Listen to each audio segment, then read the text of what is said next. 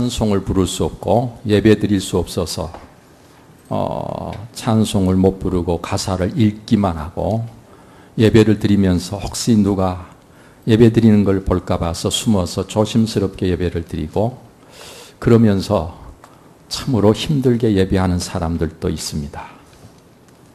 지금 병원에는 교회 나와서 이렇게 마음껏 하나님께 예배 드리고 싶어도 병원에 누워있는 사람들도 많이 있습니다. 오늘 이 시간 하나님 앞에 나와서 예배를 드린다는 게 얼마나 감사하고 우리가 마음껏 찬송할 수 있다는 게 얼마나 좋은 일인지 우리가 그 은혜를 생각하면서 하나님 앞에 정말 감사한 마음으로 예배를 드려야 할 줄로 믿습니다. 우리 청년들 손 한번 들어봐요. 청년들 한번 일어나 봐요.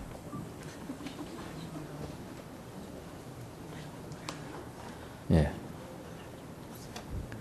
그리고 여기 앞에 두 자리가 싹 비었어. 이 두 자리가 싹 빈 자리로 빨리 와봐.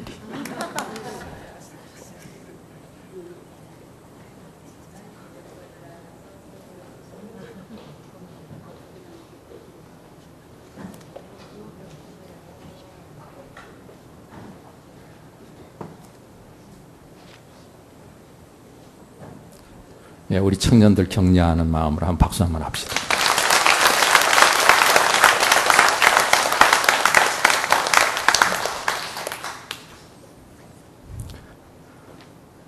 이제 연세가 많으신 분들은 이야기해도 안 들으니까 그냥 놔두고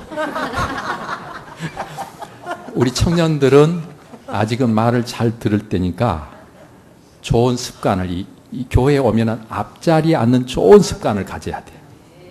항상 뒤에 앉는 습관이 들면요, 아주 이 습관이 좋은 습관이 못 돼. 아주 못된 습관이에요. 가능하면 학교에서 공부할 때도 뒷자리에 앉는 친구들이 공부 잘하는 거 봤어요? 공부 잘하는 아이들은 다 앞자리에 앉아요. 신앙생활도 열심히 잘하려고 하는 사람은 자꾸 앞자리에 오는 거예요. 예배를 드릴 때 구경꾼이 되는 사람들은 뒤에 앉아서 멀찍이 뒤 딱 의자에 기대고 앉아가지고 구경꾼처럼 예배를 드리고, 정말 예배를 드리고 싶은 사람은요, 앞으로 꼬꾸라지는 거예요. 자꾸 뒤로 넘어가는 게 아니고. 좋은 습관을 가지기 바랍니다. 우리 청년들 특별히 꼭 기억하세요. 예배를 드릴 때 앞자리, 자꾸 앞자리로 가야 돼요.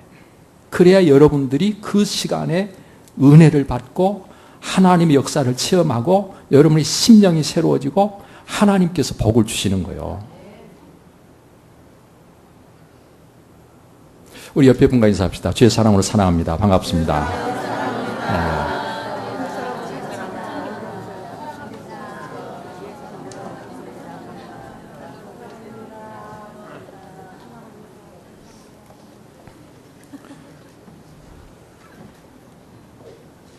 뒤에 앉는 분들 중에서는 안내도 하고 예배를 돕기 위해서 뒤에 꼭 앉아야 될 분들이 계십니다.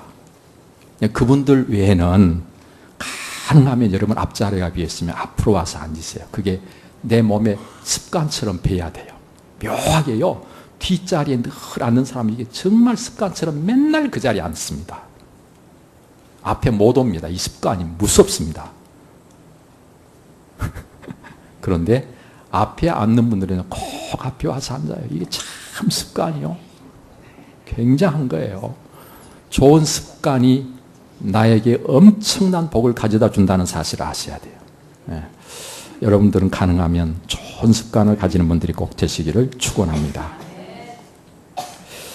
오늘 우리가 함께 나눈 말씀, 이 함께 봉독한 말씀을 중심해서 나를 보내소서, 나를 보내소서, 이런 제목으로 말씀을 나누겠습니다. 내가 여기 있나이다, 나를 보내소서라고 외친 이 이사야의 외침은 내가 누구를 보낼꼬, 내가 누구를 보내면 누가 우리를 위하여 갈꼬, 이 말씀을 하나님께서 하셨을 때 이사야 선지자가 응답한 내용입니다. 하나님께서 내가 누구를 보내면 누가 우리를 위하여 갈꼬라고 보낼 자를 찾으실 때 내가 여기 있습니다, 내가 가겠습니다. 나를 보내소서 응답한 거예요. 여러분, 유다 우시 왕 죽던 해에 아모스의 아들 이사야가 하나님의 부르심을 받아서 선지자로 활동하게 되는데 바로 그 선지자로 부르신 사건이 오늘 본문의 내용입니다. 이사야 선지자는 이렇게 하나님의 부름을 받을 때 높이 들린 보좌에 앉으신 하나님을 배웠습니다. 또 그의 음성을 들었던 것입니다. 여러분, 하나님을 뵙고 하나님의 음성을 들었다 그 말은 하나님을 만났다는 이야기입니다. 하나님을 만날 때 우리는 하나님을 알게 됩니다. 여러분, 하나님을 아는 것이 얼마나 중요한지요. 하나님을 알지 못해서 지식이 없으므로 망한다. 이사야 선지자는 하나님을 만나고 하나님을 알게 됐잖아요. 여러분, 호세아 선지자는 그래서 하나님을 알지 못한 것을 너무나도 안타깝게 생각하며 여호와를 알자, 우리가 힘써 여호와를 알자고 외치고 있잖아요. 여러분, 지식이 없어 망한다고 그럴 때 그 지식은 여호와 하나님을 아는 지식이 없다는 거예요. 하나님을 알지 못한단 말이에요. 그래서 망한다는 것입니다. 여러분, 예수 그리스도가 나의 구원자인 줄을 사람들이 알았으면 예수님을 십자가에 못 박자고 했겠어요? 몰랐으니까. 오늘 저와 여러분들도 마찬가지입니다. 잘 몰라가지고 이단에 빠지고 잘 몰라가지고 하나님의 교회에서 거치는 자가 되고 잘 알지 못해서 그런 거예요. 사실은요. 오늘 우리가 다른 그 무엇보다도 하나님을 알아야 되는데 하나님을 알려면 뭐 해야 된다고요? 하나님을 만나야 된단 말이에요. 하나님을 만나야 돼요. 여러분, 하나님을 만난 자라면 하나님이 누군가를 알게 됩니다. 모세는 하나님을 만나고 나서 그 하나님이 아브라함의 하나님, 이삭의 하나님, 야곱의 하나님인 것을 알았습니다. 그는 하나님을 만나고 나서 이스라엘 족속을 자기 백성 삼으신 하나님을 알게 되었습니다. 그 하나님이 자기 백성의 형편을 다 보고 계시고 다 듣고 계시고 다 알고 계신 것을 알았습니다. 그 하나님이 스스로 계신 분인 것을 알았습니다. 하나님을 만나고 나니까 그 하나님이 어떤 하나님이신가를 알게 된 거예요. 여러분, 하나님을 만나면 하나님이 어떤 분인가를 아는 것만이 아니라 그 하나님이 우리를 위해서 무슨 일을 하셨는가를 알게 됩니다. 하나님을 만나고 나니까 하나님이 세상 모든 만물을 창조하신 것을 알게 됩니다. 하나님이 창조하신 이 세상을 보니까 세상이 얼마나 아름답고 얼마나 웅장하고 얼마나 세밀하고 얼마나 다양한지, 그러면서도 얼마나 모든 것이 질서 있게 돌아가고 있는지, 오늘 하나님이 창조하신 세상을 보니까 우리가 하나님 앞에서 감동하지 아니할 수 없고 감격하지 아니할 수 없습니다. 여러분, 하나님을 알고 나니까 하나님께서는 우리에게 이미 복을 주셨다는 사실을 알게 됩니다. 하나님이 우리 인간을 창조하시고 맨 처음 하나님이 말씀하신 그 말씀이 무엇이에요? 생육하고 번성하여 땅에 충만하라, 모든 생물을 다스리라. 하나님께서 오늘 우리에게 복을 주셨어요.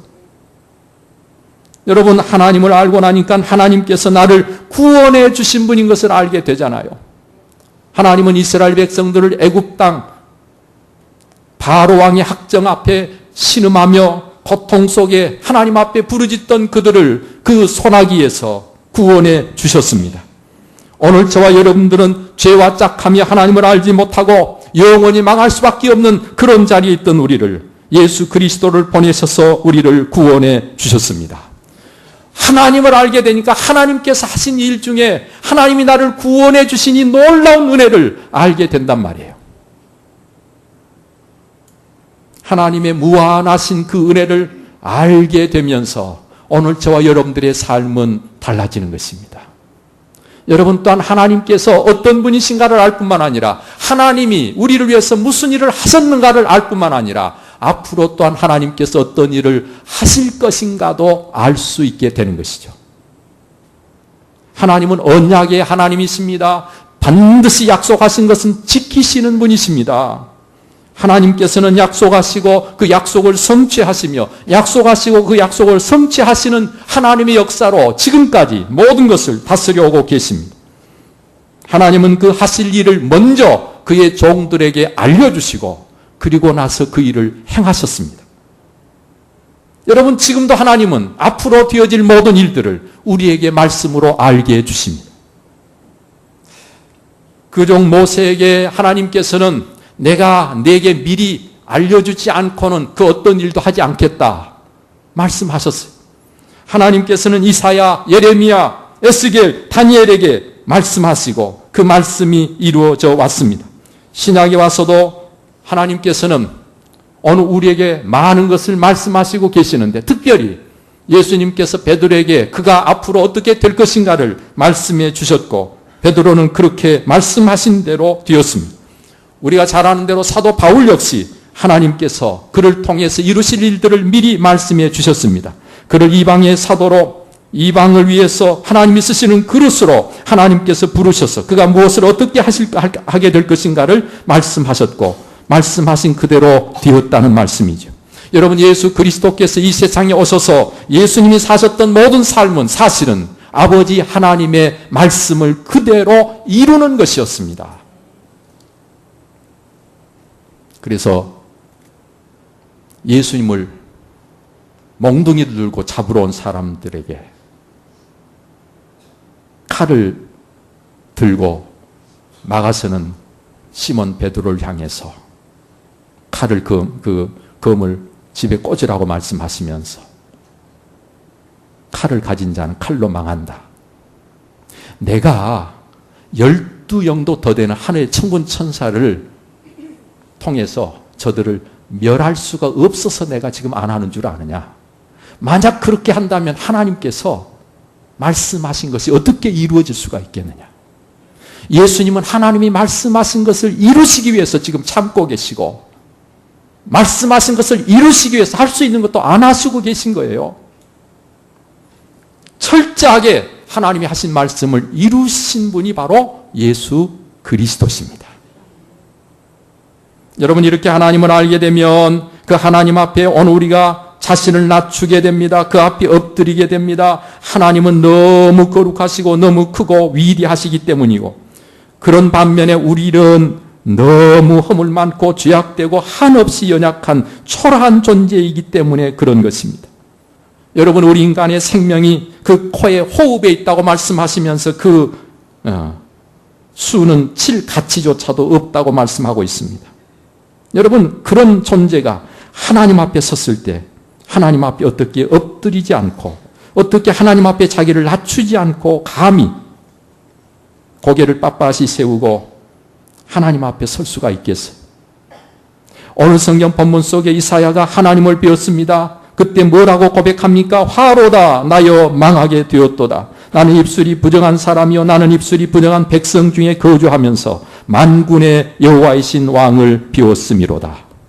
사랑하는 성도 여러분들이요, 누구든지 하나님 앞에 서는 자는, 하나님을 만나게 됐을 때는 우리 모두 함께 이렇게 내가 망할 수밖에 없는 자인 것을 고백할 수밖에 없는 것입니다. 내가 죄인됨을 고백할 수밖에 없는 것입니다. 하나님을 만났을 때 그 앞에 엎드려질 수밖에 없고, 하나님이 얼마나 크신 하나님이신가를 알고 두려워 떨 수밖에 없는 것입니다. 여러분, 그래서 이스라엘 백성들은요, 너무 두렵고 너무 떨려서 하나님께서 우리에게 제발 직접 말씀하지 말아 주십시오. 그랬어요. 그래서 하나님께서는 항상 모세를 통해서 말씀하셨습니다.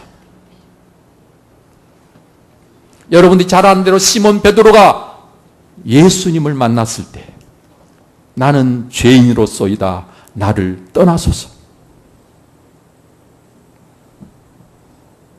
사울이 부활하신 예수 그리스도를 만났을 때 그 강력한 빛 앞에 엎드러져서 어찌할 줄을 몰라 합니다. 사랑하는 성도 여러분들이요, 오늘 우리가 하나님을 알게 될 때 하나님 앞에는 우리가 한없이 낮아질 수밖에 없는 거예요. 그런데 낮아져야 할 사람이 낮아지지 않고 자꾸 높아지려고 하고 목을 빳빳이 세우고 따지고 대들고, 여러분, 그러면 그 사람은 아직 하나님을 만난 게 아니에요. 겸손해져야 돼요. 자꾸 낮아져야 돼요.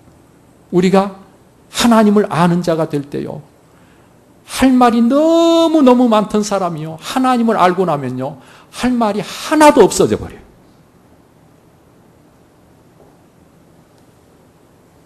여러분 또한 하나님을 알게 되면 그 하나님께 우리가 순종하지 아니할 수가 없습니다. 노아가 하나님을 만나고 산 꼭대기에다가 방주를 짓습니다. 많은 사람들이 손가락질을 합니다. 배를 만들려면 바닷가에다 만들어야지 산 꼭대기에 웬 말이야? 저 미친 사람들 좀 봐. 여러분, 수 없는 사람들이 손가락질을 하지만 노아는 하나님을 만났기 때문에 하나님께 순종하고 방주를 지은 거예요. 모세가 바로 앞에 설 수 있었던 것도 하나님을 만났기 때문 아닙니까? 모세는 바로를 만나기가 제일 싫은 사람이었어요. 그런데 하나님은 가라고 하십니다. 안 가겠다고 해도요, 하나님의 말씀 앞에 안 갈 수가 없잖아요. 모세가 하나님의 말씀을 따라서 바로 앞에 서게 됩니다. 가고 싶지 않고 서고 싶지 않는 자리입니다. 여러분, 기드온이 미디안 사람들이 두려워서 포도즙 틀에서 타작을 하고 있을 때 배가 고파가지고 그저 조금 어떻게 해가지고 좀 배를 채워보려고 포도즙 틀에서 타작을 하고 있을 때 하나님께서 기드온을 부르십니다. 그리고 그 미디안과 맞서 싸우라고 하십니다.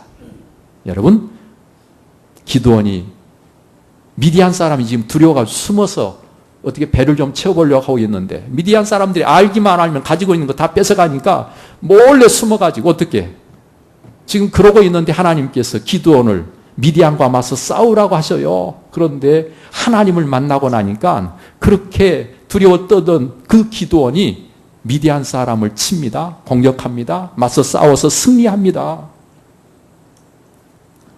여러분 잘 아시는 대로 아브라함은 어떤 사람입니까? 하나님을 만나고 하나님께 순종한 사람으로 우리의 믿음의 조상입니다. 내 본토, 내 친척, 아버지 집을 떠나라 말씀하실 때 하나님의 말씀을 쫓아 순종하며 갔다 그랬어요. 그런데 그 아브라함이 시작이 그렇게 순종으로 시작을 했는데 마지막에 가서는 내 독자 이삭을 내게 번제로 바치라고 하셨을 때 그 아들 독자까지도 하나님 앞에 번제로 바치는 순종의 사람으로 성경에 얼마나 위대한 믿음의 조상이 되고 있는지. 누구를 만났어요? 하나님을 만났어요. 하나님을 만나고 나면 그 하나님 앞에 순종 안 할 자가 없어요. 순종 안 할 수가 없어요. 순종 안 한다는 이야기는 하나님을 못 만났다는 이야기가 될 수 있습니다. 자기가 살아서 자기가 살고 싶은 대로 자기가 가고 싶은 대로 자기가 하고 싶은 일을 하는 사람. 여러분 하나님을 만난 게 아니잖아요. 내가 죽어야 되는데 내가 살아있잖아요. 여러분 하나님을 알게 되면 그 하나님께 순종할 뿐만 아니라 헌신하게 됩니다. 여러분 이런 헌신은 하나님의 뜻을 행하기 위해 하나님을 기쁘시게 드리기 위해 기꺼이 자원해서 자신을 내어 드리는 것이지요. 그래서 하나님께 쓰임받는 것입니다. 하나님께 이렇게 쓰임받는 것이 우리가 살아가는 삶에 있어서 진정한 복, 신령한 복, 하늘에 속한 복이라고 성경은 말합니다. 여러분 영어로 축복한단 말이 bless잖아요. 그런데 그 bless란 말과 blood, 다시 말하면 피라는 말과 같은 어원을 가지고 있습니다. 축복이라고 하는 것은 구약의 하나님께 피의 제사를 드림으로 하나님과의 관계가 회복되는 거예요. 피의 제사를 드려서 하나님과의 관계가 회복되는 게 그게 복이에요. 다시 말하면 하나님께 번제로 드려지는 모든 제물을 통해서 하나님과의 관계가 회복되는 것이 복인 것처럼 우리가 하나님께 드려지고 하나님께서 오늘 우리를 기뻐하시고 하나님과의 관계가 회복돼서 우리가 하나님께 쓰임받는 하나님의 사람들이 되는 그것이 복이라는 말입니다. 그러므로 헌신은 진정한 복이 아닐 수가 없어요. 여러분 헌신의 중요한 것은 무엇인가 하니 누구를 위해서 그 일을 하느냐, 무엇을 위해서 하느냐, 그게 헌신에 있어서 대단히 중요한 질문입니다. 나를 위해서 아무리 많은 것을 희생해도 그건 헌신이 아니지요. 진정한 헌신은 여호와 하나님을 위해서, 하나님의 뜻을 위해서, 오늘 우리가 우리의 삶을 내어드릴 때 그게 헌신이 된다, 그런 말이에요. 여러분, 이 헌신은 억지로 하는 것이 아닙니다. 마지 못해서 하는 것이 아닙니다. 직분 때문에 하는 게 아니고 체면 때문에 하는 게 아닙니다. 어떤 자기의 목적이 있어서 그 목적 때문에 하는 게 아닙니다. 오직 하나님의 은혜에 감격해서 내가 하나님께 스스로 자원해서 기꺼이 기쁨으로 하나님께서 원하시는 것을 하는 게 그게 헌신이에요. 그러므로 헌신에는 반드시 뭐가 따르는 거 아니? 희생이 따르게 되어 있습니다. 구약의 제사 중 희생 제물이 없는 제사는 없습니다. 하나님께 바쳐진다는 것은 자기 희생이 전제되는 것이죠. 자기 소원, 자기 모든 욕심들을 내려놔야 합니다. 자기 유익을 포기해야 됩니다. 땀 흘리고 섬기며 자기 가진 것을 바치고 사용해서 주의 일을 하는 것이 바로 헌신인 것이죠. 그게 바로 희생이죠.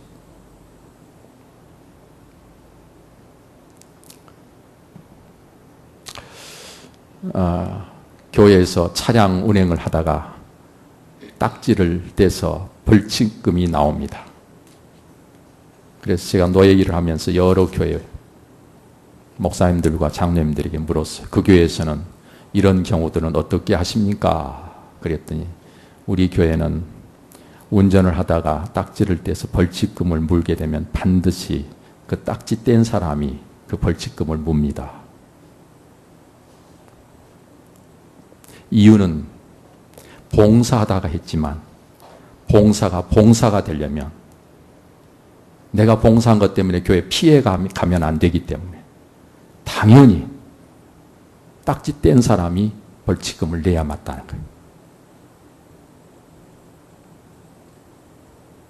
제가 그래서 전에 나도 모르고 그냥 이거 봉사하다 그랬는데 벌칙금 교회에서 내줘야지 그러고 다 했는데 제가 그 이야기를 들으면 정신이 번쩍 났어요. 그래서 우리 교회도 차량 운전하다가 딱지 떼면 무조건 뗀 사람이 문다.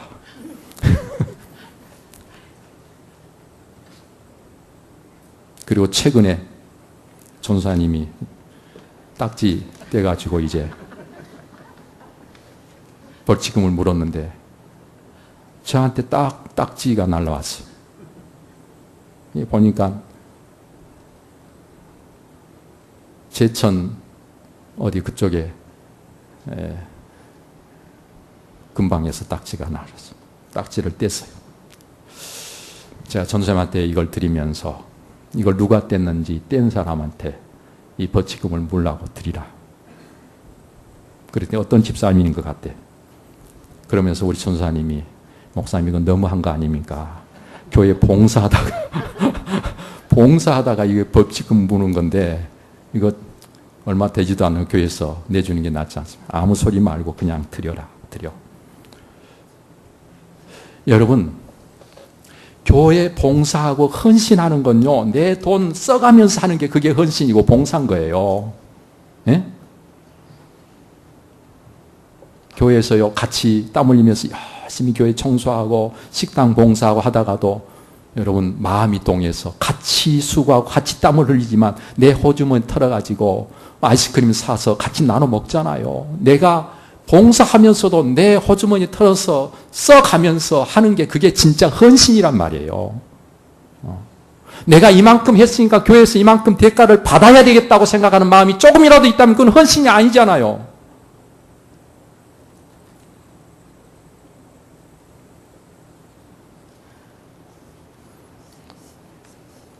예수 그리스도를 믿는 모든 사람들은 예수 그리스도 안에서 여러분 하나님을 만난 사람이 꼭 돼야 됩니다. 하나님을 만난 사람에게는 반드시 그 삶에 뭐가 있어야 되는 거예요? 헌신이 있어야 돼요. 헌신이 없는 사람은 아무리 앞뒤 좌우 어디를 봐도 하나님을 만난 증거가 없습니다.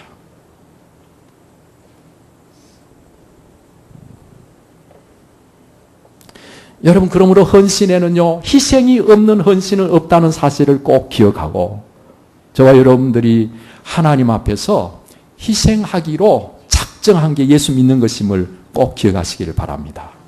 나는 예수님 위해서 희생하기로 작정된 사람이다. 할렐루야. 그런데 그게 뭐라고요?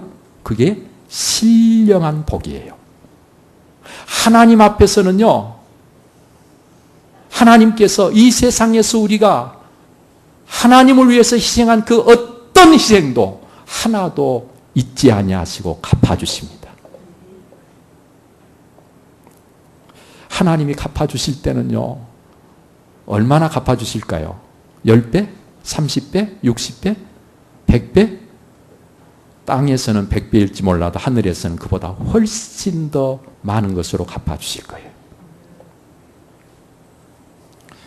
여러분, 헌신은요, 희생이 있을 뿐만 아니라 일시적, 부분적이 아닌 온전한 것이 헌신입니다. 온전히 드리는 거예요.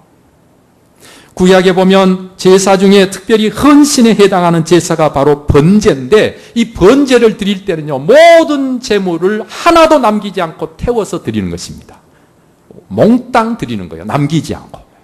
그게 바로 번제고, 그게 바로 헌신이라는 거예요. 헌신은요, 내가 적당하게 하는 것이 헌신이 아닙니다. 사랑하는 여러분, 여러분은 하나님을 참으로 아십니까? 하나님을 만나셨습니까? 그렇다면 우리는 하나님께 헌신해야 옳습니다. 헌신하는 것이 특별한 일이 아니란 말이에요. 예수 그리스도를 믿어 구원받은 사람, 하나님을 만난 사람이라면 누구든지 해야 되는 것이고 우리가 다 당연히 하는 것이란 말입니다. 그럼 우리가 구체적으로 어떻게 하는 것이 헌신이겠습니까? 가장 먼저 우리는 자신을 구별하여 거룩하게 정결하게 해야 합니다. 사사기 13장 5절 7절 말씀에 가서 보면 하나님께 바쳐진 사람 나시린에 대한 규정이 나와요. 하나님께 바쳐진 사람 나시린, 이 나시린 규정을 보면 나시린은요, 머리에 삭도를 대지 말라 그랬어요. 이 나시린의 규정을 보면요, 포도주나 독주를 입에 대지 말라 그랬어요. 이 나시린의 규정을 보면요, 그 어떤 부정한 것도 먹지 말라 그랬어요. 이 나시린의 규정, 하나님께 바쳐진 자만, 하나님께 바쳐진 자라고 하는 이 사람은요, 특별히 다른 사람들과 구별돼야 된다는 거예요. 오늘 저와 여러분들이 하나님께 우리 자신을 드려 바쳐서 헌신하겠다 그런 말은, 다시 말하면 이 세상 다른 사람들과 내가 구별돼야 된다 그런 말이에요.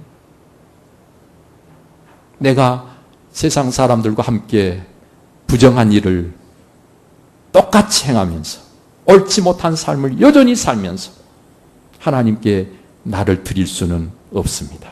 만약에 그런 상태로 나를 하나님께 드린다면 쓰레기를 드리는 거예요. 어떤 사람이 목사님께 뭘 드리든 좀 드려야 되겠는데 드릴 건 없고 우리 집에 있는 쓰레기 다 모아가지고 목사님 갖다 드려야 되겠다. 그리고 쓰레기 가져오면 여러분 좋아하겠습니까? 그런데 하나님께 나를 드리는데 내가 쓰레기야. 여러분, 하나님이 그걸 기뻐 받으시겠습니까? 디모데후서 2장 15절에 보면 바울 사도는 너는 진리의 말씀을 옳게 분별하며 부끄러울 것이 없는 일꾼으로 인정된 자로 자신을 하나님 앞에 드리기를 힘쓰라. 부끄러울 것이 없는 일꾼으로 인정된 자로 하나님께 드리기를 힘쓰라는 거예요. 아무렇게나 드리지 말고. 여러분, 오늘 우리는 이 말씀을 결코 소홀히 읽어서는 안 됩니다. 하나님이 쓰시기에 합당한 자로, 하나님이 기뻐하실 만한 자로 오늘 우리 자신을 하나님께 드릴 때 그게 바로 헌신이 되는 거예요. 그래서 하나님 앞에 나를 드릴 때 하나님께서 원하시는 내가 되기 위해서 오늘 우리 자신을 깨끗하게 해야 되는 것입니다. 정결하게 해야 되는 것입니다. 하나님께서 이사야 선지자를 쓰시고자 하실 때 어떻게 하셨어요? 먼저 제단에서 핀 숯을 가지고 그 잎부터, 부정한 잎부터 정결하게 하시고 그리고 나서 이사야를 선지자로 쓰시잖아요. 선지자는 뭐 하는 사람이라고요? 하나님의 주신 말씀을 백성에게 전하는 사람. 그 입술이 부정한 입술로 하나님의 말씀을 전하면 안 되겠기에 하나님께서 이사야의 입을 핀 수추로 정하게 하셨어요. 그래서 하나님의 선지자로 쓰신 거란 말이에요.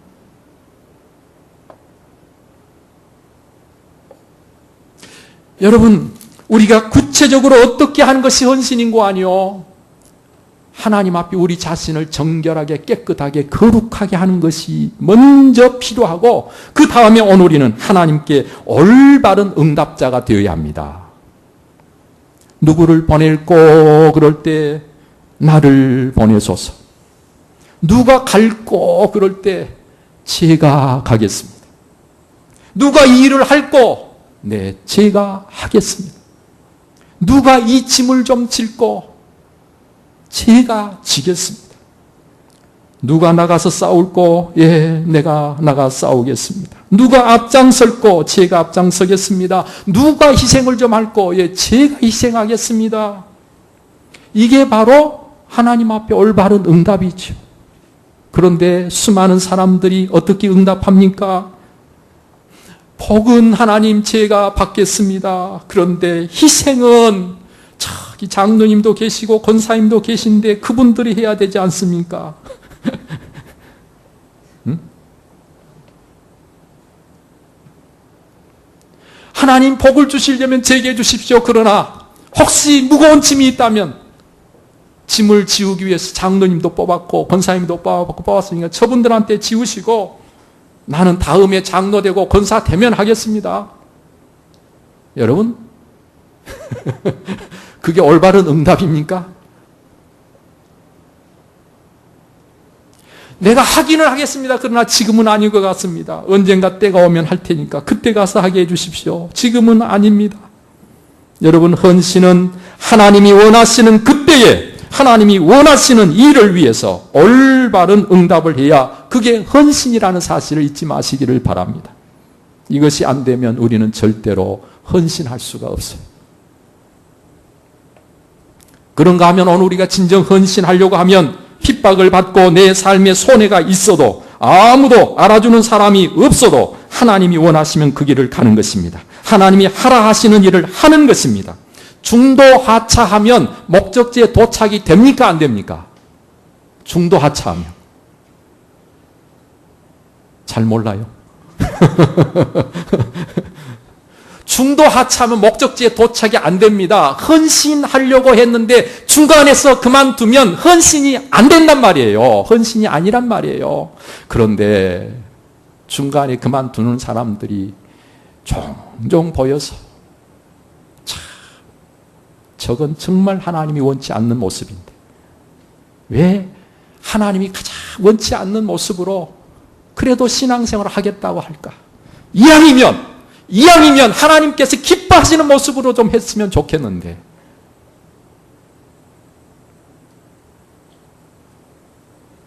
사랑하는 성도 여러분들이요, 많은 핍박과 어려움이 있고 알아주는 사람이 없을 때 끝까지 참고 맡기신 일을 한다고 하는 것은 결코 쉬운 일은 아니지만 힘든 만큼 하나님께서 보상하실 것입니다. 위로하시고 칭찬하시고 상급을 주실 것입니다. 우리 하나님을 정말 만나서 아는 사람이라면 그걸 아는 거요. 하나님 앞에 그걸 모르니까 못하는 거지. 그걸 알게 되는 거예요. 그래서 하나님을 정말 만나서 하나님을 아는 사람은 그렇게 그 길을 가고 하나님을 만나지 못해서 하나님을 모르는 사람은 그 길로 안 가고 저렇게 다른 길로 가는 것입니다.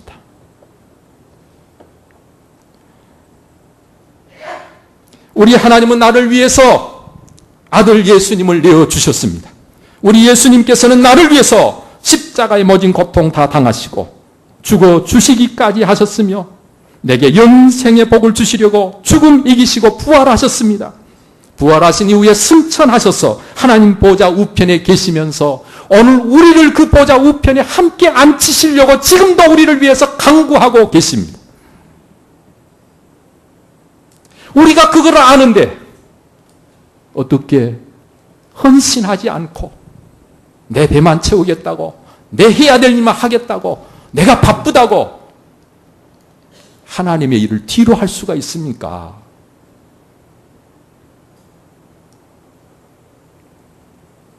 사랑하는 성도 여러분들이요, 여러분 하나님을 아신다면 하나님의 은혜를 아실 것입니다.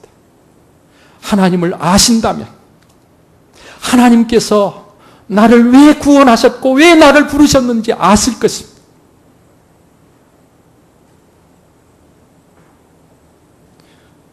여러분 하나님의 은혜를 알면 감사가 나오고 찬송이 내 입에서 흘러나오고, 하나님을 알게 되면, 그 은혜를 깨닫게 되면 하나님을 기뻐하게 돼 있고, 교회를 못 가게 묶어놔도 그 묶은 것을 어떻게 하든지 풀고서라도, 교회 가는 것을 매를 들고 몽둥이질을 해도 매를 맞아가면서 하나님 앞에 나가 예배를 드리지 않습니까?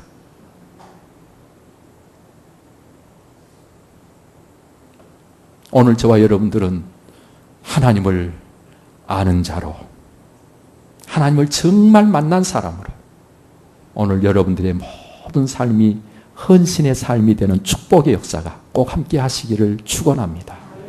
여러분, 헌신은 내가 드리고 하나님께 바쳐서 잃어버리고 빼앗기고 없어지는 게 아니고 하늘의 보화를 쌓는 것이고 신령한 복을 누리는 것이고 우리는 감히 상상도 할 수 없는 영광을 얻게 되는 것입니다. 그래서 하나님께서는 그 복을 우리에게 주시려고 오늘 우리 모두 함께 헌신하기를 원하십니다. 프랑스의 철학자 장폴 사르트르는 의미가 없다는 것은 가치가 없다는 것이다, 그런 이야기를. 의미가 없다는 것은 가치가 없다는 것이다.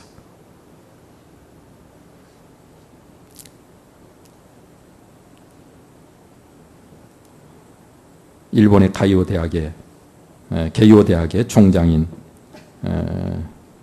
그 총장이 강연을 하면서 하는 이야기 중에 미국과 우리 한국도 그리고 일본 젊은이들을 교육하는데 교육에 실패한 원인이 어디 있는가? 그 첫 번째가 젊은이들에게 의미 있는 것을 가르쳐주지 못했다. 무엇이 의미 있는 일인지를 제대로 가르쳐주지 못했다.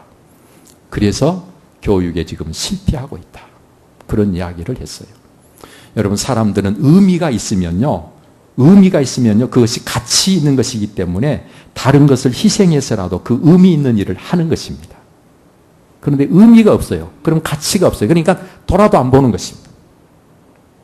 저와 여러분들이 이 세상을 살아오면서 정말 의미 있는 일이 무엇이겠습니까? 우리 여호와 하나님께 헌신하는 거 아니겠어요? 그게 정말 가치 있는 일 아니겠어요? 영원토록 사라지지도 않고 빼앗기지도 않는 영원한 가치가 바로 하나님께 헌신하는 거 아니겠습니까? 오늘 이 시간 우리 모두 함께 이사야 선지자가 내가 여기 있나이다, 나를 보내소서라고 고백한 것처럼 하나님이 무슨 일을 위해서든지 찾으시면 이사야와 같이 고백하며 하나님께 자신을 드려서 쓰임받는 그런 여러분들이 꼭 되시기를 바랍니다. 기도하겠습니다.